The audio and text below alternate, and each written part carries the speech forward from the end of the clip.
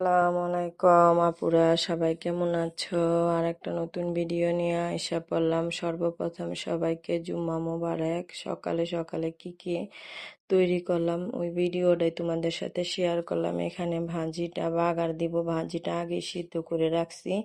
তারপর ভাজিটা বাগার দেওয়ার জন্য এখানে পেঁয়াজ মরিচ মনে করো লাল করে নিতেছি। লাল করা হয়ে গেছে, যে ভাজিটা বাগার দিয়া ফালাইলাম। এখানে কি কি দিয়া ভাজিটা করলাম, কারণ শীতের দিনে এই সবজিটা অনেক মজা লাগে কিন্তু রুটি দিয়া।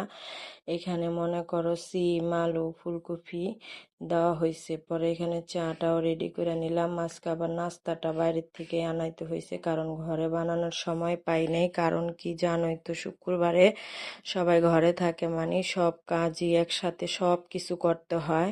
কারণ সকালে সকালে মনে করো উঠাই তো গ্যাস তো থাকে না, এটা সবাই জানো। যারা ঢাকার মধ্যে থাকো তারা তো জানোই অবশ্য।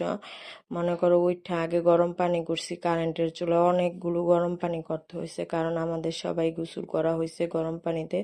জুম্মার দিন মনে করো গরম পানিতে গোসল না করলে কি চলে?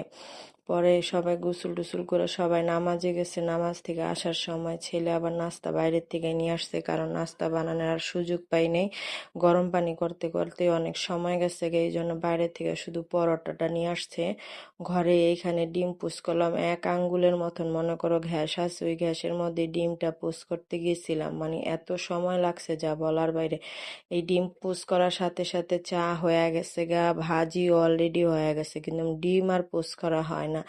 একটা উঠাইছি, এতক্ষণ পরে আরেকটা মনে করো দিছি। আর কি বলুম, গ্যাসের সমস্যা এত, গ্যাসের পেরেশানি এত, যে ঠিক মতন সুন্দরভাবে রান্না করেও খাইতে পারি না। এত কষ্ট লাগে যা বলার বাইরে।